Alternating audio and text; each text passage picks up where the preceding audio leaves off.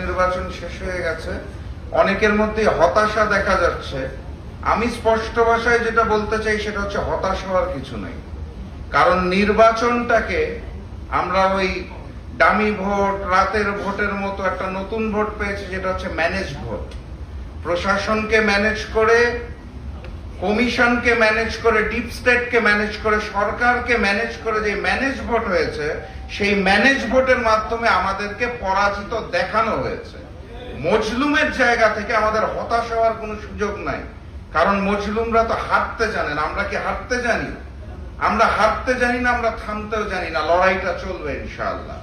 লড়াইটা সেই পর্যন্ত চলবে যতদিন বাংলাদেশকে আমরা ওই শ্মশান থেকে সোনার বাংলা করতে না পারবো, ততদিন চলবে। লড়াইটা চলবে যতদিন দুর্নীতিবাজ, চাঁদাবাজদেরকে তাদের সুনির্দিষ্ট জায়গায় ফেরত দিয়ে নতুন করে মানবিক বাংলাদেশ গড়ার আগ পর্যন্ত লড়াইটা চলবে। সংগ্রামী সাথী এবং বন্ধুগণ, আমি একটা ক্যামোফ্লেজ দেখতে পাচ্ছি সোসাইটিতে। আপনি মিডিয়ার পত্রিকা খুললে, নিউজ খুললে দেখবেন সেখানের নিউজগুলো হচ্ছে পায়ে হেঁটে অনুষ্ঠানে যাচ্ছে জনাব তারেক রহমান, সিগনালে প্রোটোকল ব্যবহার করছে না জনাব তারেক রহমান, সকাল 9টায় অফিস করা শুরু করেছে জনাব তারেক রহমান। এইগুলা নাকি মিডিয়ার নিউজ।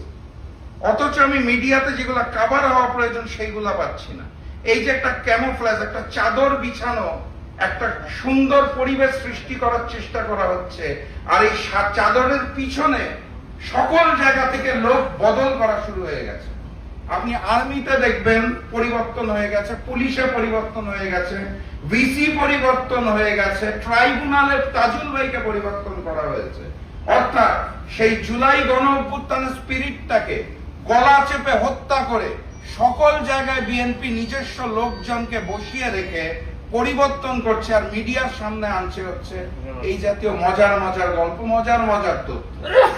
এই ক্যামোফ্লেজটা দেখে চোখে ধুলো আনার কোন সুযোগ নাই।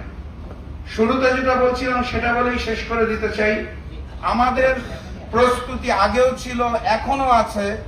আমরা সেই পর্যন্ত থামবো না যেই পর্যন্ত মজলুমের জয় না আসবে। সবাইকে ধন্যবাদ। বিজয়ের পথে যাত্রা শুরু, জীবন অথবা মৃত্যু। আসসালামু আলাইকুম।